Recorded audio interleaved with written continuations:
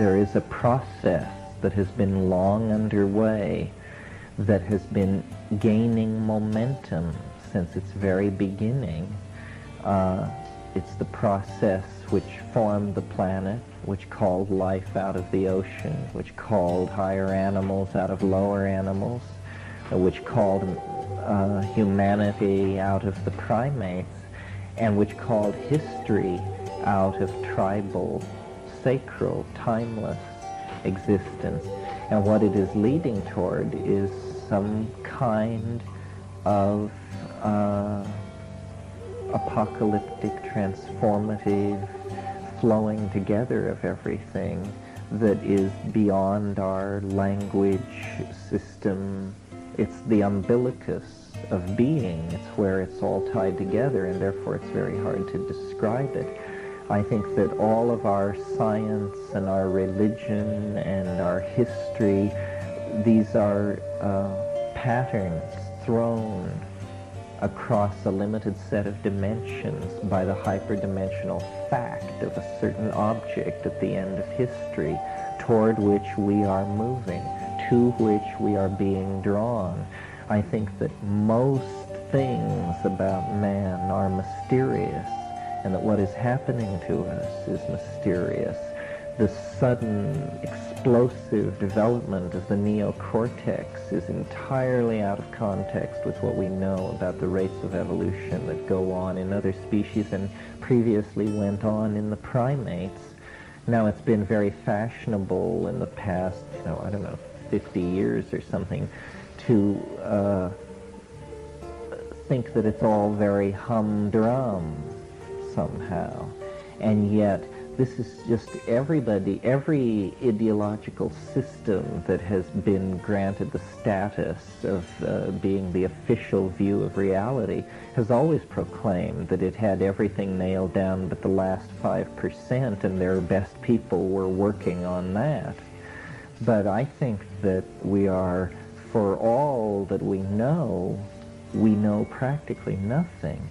And that though I am not in any sense of the, well, not in any sense, but in most senses I am not religious, I think that religious thinking about the transformation of the world is more on the right track than the notion that the laws of physics will always be what they are, the laws of biology will always be what they are, and we're all just going to go along and things are going to get worse and worse or better and better, but that there are no surprises. I think that we do not see what's going on. One of the reasons I like to make this argument about the mushroom and the extraterrestrial and all that is just to show people that maybe this isn't true, but look how you can see things differently. If things can be seen that differently, how many ways can they be seen differently? And to try and get people to realize, to stop waiting for the president to enlighten you. In other words, stop waiting for history and the stream of historical events to make it clear to you. You have to take seriously the notion that understanding the universe is your responsibility, because the only understanding of the universe that will be useful to you is your understanding. It doesn't do you any good to know that somewhere in some computer there are tensor equations which perfectly model or perfectly don't model something that's going on. And we have all tended to give away ourselves to official ideologies and to say, well, I may not understand, but someone understands. But the fact of the matter is only your own understanding is any good to you. I mean, because it's you that you're going to live with, and it's you that you're going to die with. And as the song says, the last dance you do alone. And you want to be in good company then. So it's very important to cultivate this aspect of yourself and to be with it. I don't know what the transformation means, this rushing together of everything. But I think without knowing what it means, you can convince yourself that it's there.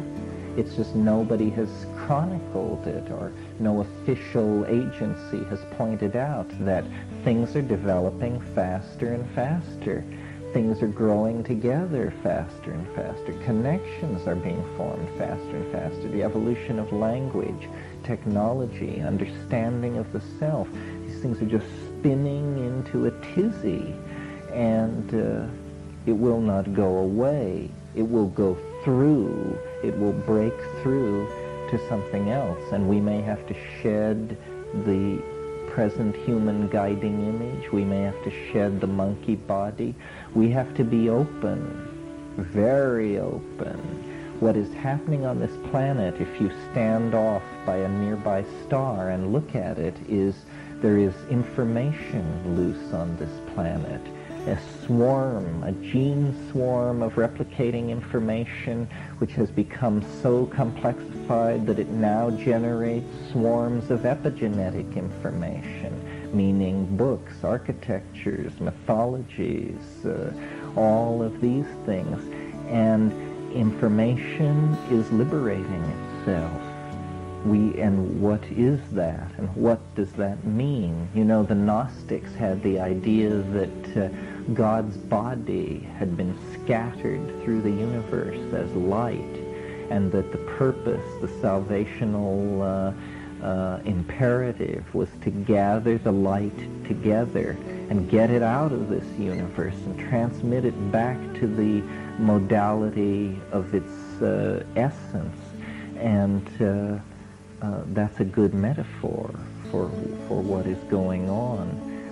But no one understands it, I think. But we can understand aspects of it. We are lagging.